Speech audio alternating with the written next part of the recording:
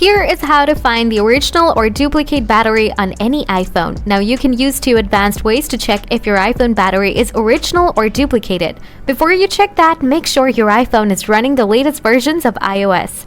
After that, open Setting, scroll down, tap Battery Health. From here, you need to check this message. If this says, unable to verify this iPhone has a genuine Apple battery, that means this battery is not real or original.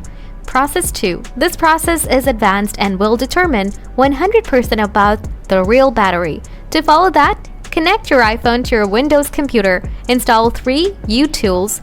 Once you connect your iPhone to 3 U-Tools, click View Verification Report. Now, check the battery section. If it said not normal, that means the battery has been replaced.